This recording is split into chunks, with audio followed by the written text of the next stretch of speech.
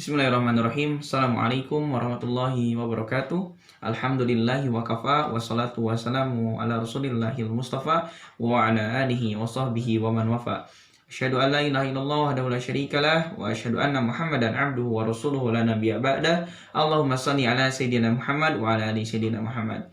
Oke guys, kembali lagi ke channel saya, channel yang biasa saja, tidak ada keistimewaan di dalamnya, tetapi mengandung edukasi dan kebermanfaatan yang luar biasa. Sombong amat. Oke, di video sekarang saya akan menjelaskan mengenai Islam di Norwegia. Mulai dari sejarah masuknya, lalu jejak peradabannya, tokoh dan organisasinya, kehidupan umat muslim di sana, dan juga problematika yang dihadapi umat muslim di Norwegia. Sebelum menonton video ini lebih lanjut, jangan lupa untuk klik tombol like dan juga tombol subscribe di bawah ya. Sudah kita ketahui bersama bahwasannya Islam datang ke Eropa dibawa oleh dinasti Umayyah, tepatnya di Andalusia, di Spanyol. Akan tetapi pada saat itu Islam tidak bisa menguasai wilayah Eropa seluruhnya. Akan tetapi hingga tahun ini jumlah muslim di sana itu mencapai jutaan ya. Itu merupakan suatu keajaiban, suatu kehebatan agama Islam yang mana walaupun pada saat dahulu tidak sampai menguasai seluruh wilayah Eropa, tapi sekarang hampir seluruh negara Eropa di dalamnya terdapat penduduk yang beragama Islam. Oke, kita sekarang langsung ke pembahasan, yakni demografi negara Norwegia. Norwegia merupakan negara Nordik, yang mana negara Nordik ini merupakan negara Oke, baik, kita lanjut ke pembahasan. Negara Norwegia merupakan salah satu negara Nordik. Negara Nordik adalah suatu pengelompokan negara berdasarkan geografis dan juga sejarah terbentuknya negara-negara. Nah, Norwegia ini merupakan negara yang terbentuk dari pecahnya kerajaan Norwegia itu sendiri ya. Yang mana nantinya itu terpecah menjadi Greenland dan negara-negara Nordik lainnya. Norwegia memiliki luas wilayah sebesar 323.808 km persegi dan memiliki populasi sebanyak 5,3 juta. Ini berasal dari data statistik Norwegia pada tahun 2019. Nah, Norwegia ini merupakan suatu negara yang memiliki minyak bumi dan juga gas alam sebagaimana yang dimiliki oleh negara-negara di Timur Tengah. Wow. Gitu ya. Nah, ibu kota Norwegia sendiri adalah kota Oslo. Nah, kota Oslo ini menjadi pusat peradaban di negara Norwegia ya. Nah, mayoritas penduduk Norwegia adalah beragama Kristen Protestan, yang mana di antara mereka itu merupakan anggota dari Gereja Lutheran Norwegia. Nah, Gereja Lutheran ini merupakan salah satu gereja resmi di Norwegia. Adapun untuk jumlah dari umat muslim di sana itu sebanyak 175.507 orang gitu ya.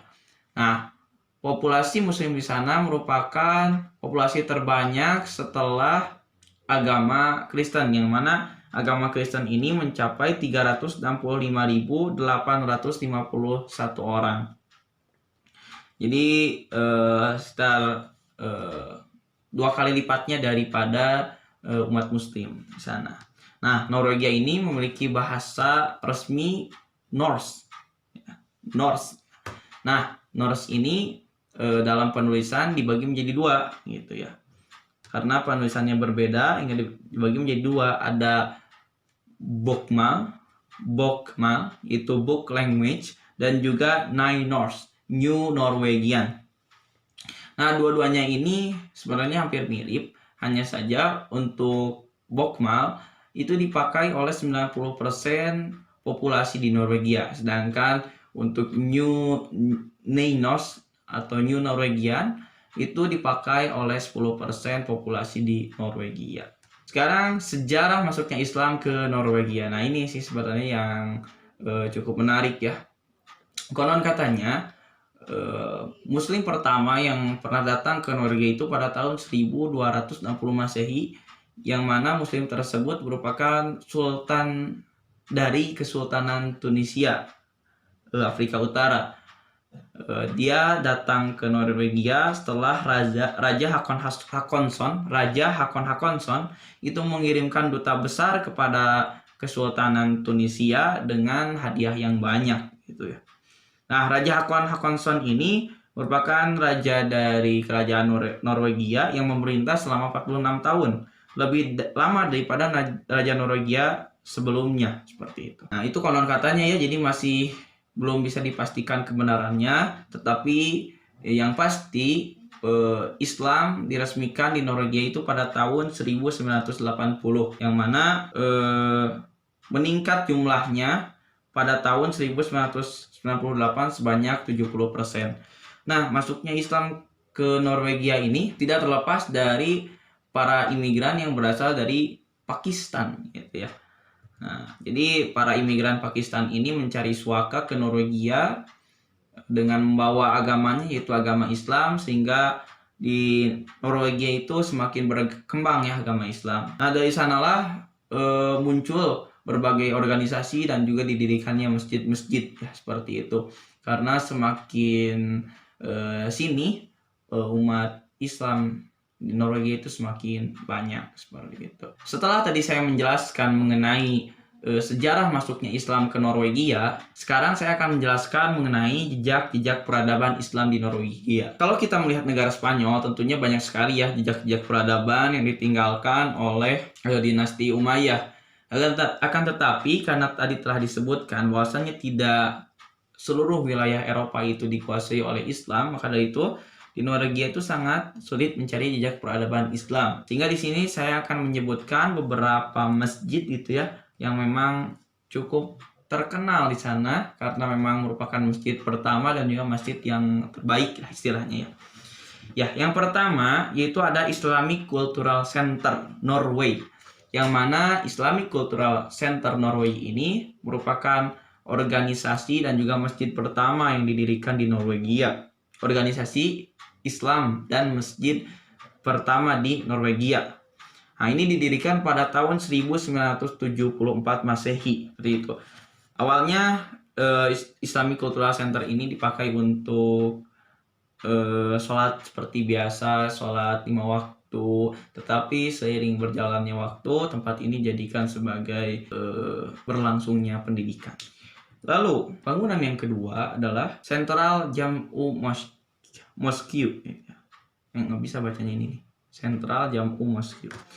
Nah, Central Jam'u Mosque ini merupakan suatu masjid yang terletak di Akebergveien. Ya, Akebergveien ini ya. Kalau nggak bisa, kalau nggak tahu cara penulisannya seperti ini. Nah, masjid ini merupakan markas besar dari World Islamic Mission, yang mana World Islamic Mission ini merupakan salah satu jemaah muslim terbesar di Norwegia gitu ya. Nah, masjid ini memiliki ruang yang sangat cukup luas gitu, hingga bisa menampung sekitar 700 orang gitu ya. Ya mungkin jika dibandingkan dengan Masjid Agung Bandung ya lebih besar Masjid Agung Bandung gitu. Nah, masjid itu dibuka pada tahun 1995. Nah, yang menariknya di sini ya, jadi dinding masjid ini dihiasi dengan ubin dari Iran dan Spanyol gitu ya.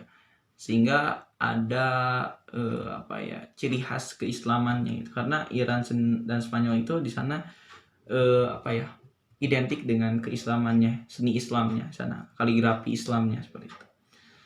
Jadi dihiasi dengan dinding berasal dari Iran dan Spanyol, baik itu di luar masjid ataupun di dalam masjid. Dan selain itu juga masjid ini ya, Masjid Central Jam'u Mosque ini banyak dihiasi oleh kaligrafi di dinding itu. Kurang lebih seperti inilah bentuknya ya, bentuk Central Jam'u Mosque ini.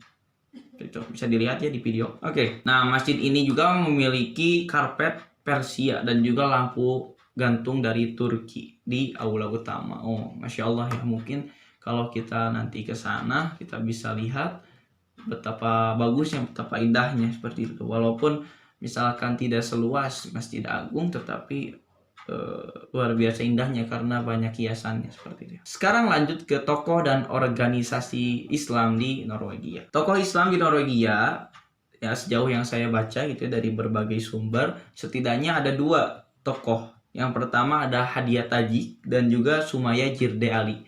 Nah, Hadia Tajik ini merupakan seorang wanita yang dilahirkan pada tanggal 18 Juli tahun 1983. Nah, ia ini merupakan seorang ahli hukum, seorang jurnalis juga, dan juga seorang politisi Pakistan Norwegia. Nah, yang menarik dari Hadia Tajik ini, dia itu merupakan seorang menteri termuda yang pernah diangkat di Norwegia.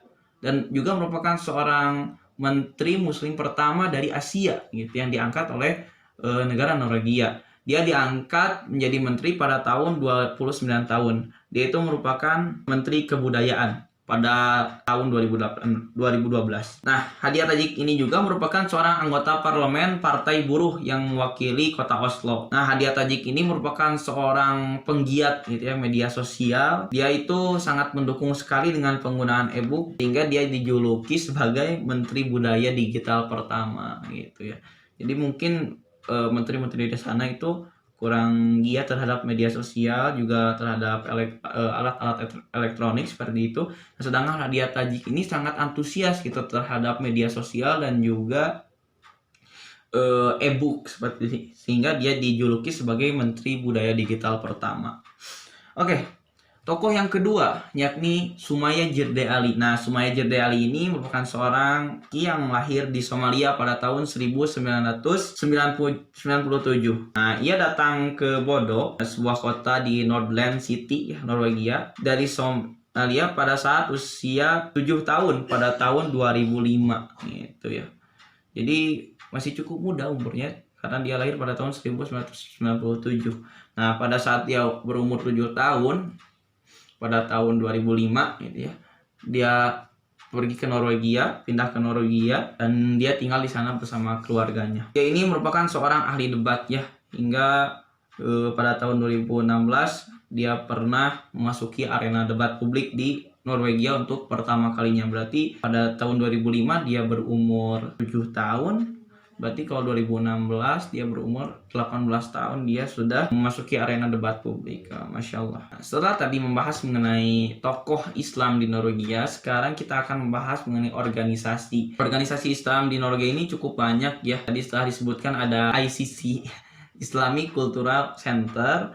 Lalu yang kedua ada The Ahmadiyya Muslim Community. Nah, The Ahmadiyya Muslim Community ini merupakan suatu komunitas, ini organisasi yang mana anggotanya itu merupakan Islam Ahmadiyah seperti itu. Lalu yang kedua ada IOS, Islam Oplering Center. Ya seperti inilah tulisannya, Oplering Center. Itu sangat sulit dibacanya karena ini merupakan bahasa dari Norwegia. Ya intinya IOS ini merupakan suatu organisasi Islam yang mana mengorganisir seluruh umat muslim di Norwegia dari berbagai etnis gitu. Jadi tidak membedakan etnis mana, semuanya dikumpulkan, organisir di organisasi ini. Lalu organisasi yang ketiga ada Islamic Council Norway, atau kalau dalam bahasa Norwegianya Islam Red North. Seperti ini, Islam Red North. Nggak tahu benar atau enggak ya bacaannya. Cuman kalau dibaca oleh saya seperti itu.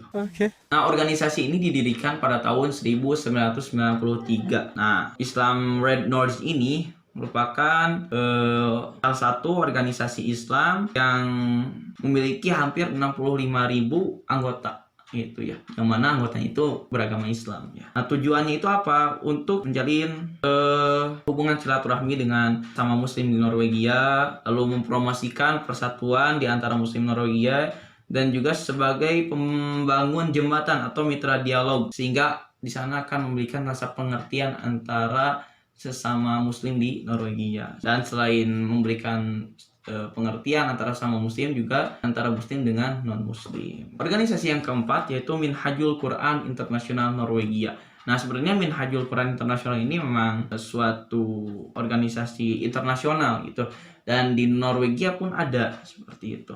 Nah, kalau di Norwegia Minhajul Quran Internasional ini didirikan pada tahun 1995. Oke, lanjut ke organisasi yang terakhir yang saya dapatkan ya di berbagai sumber. Jadi ada 6 organisasi. Nah, yang terakhir ini yaitu Islam Kvinegruppe Norge. Nah, ini seperti ini tulisannya. Kalau teman-teman bingung dengan apa yang saya baca, gitu ya. Ini seperti ini.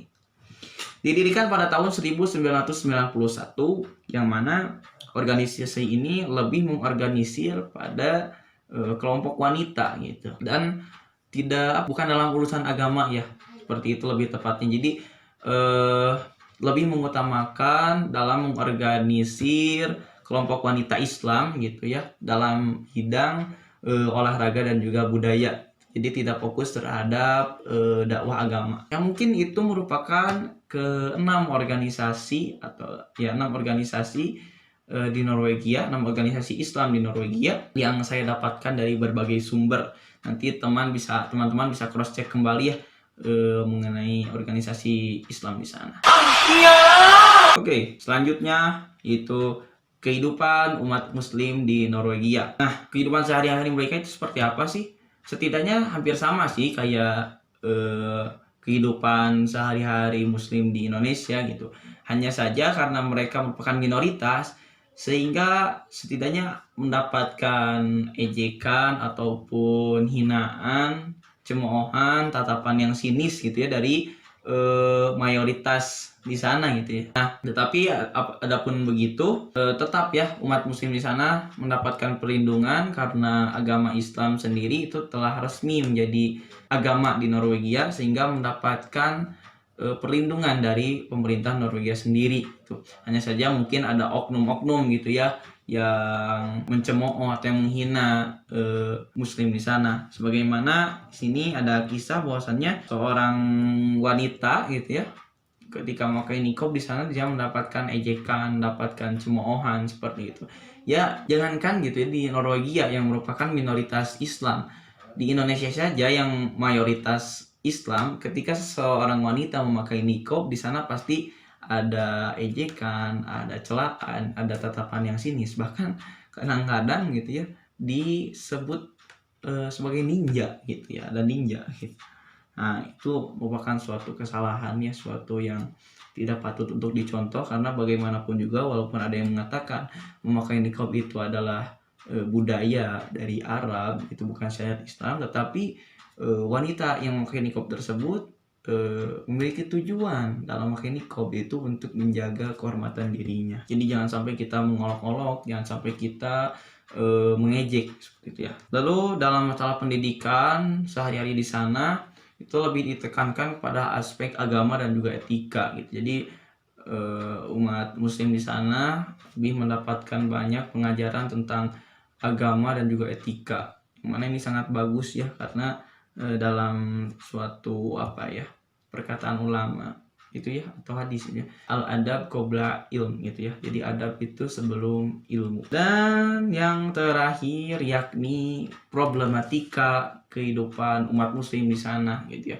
Sebagaimana tadi telah dijelaskan ya, bahwasanya problematika di sana tuh mendapatkan ejekan, cemoohan, bahkan mendapatkan rasisme gitu ya dari mayoritas penduduk di sana gitu. Akan tetapi itu hanyalah oknum saja. Nah, untuk problematika yang kedua yakni di masalah pendirian masjid gitu ya.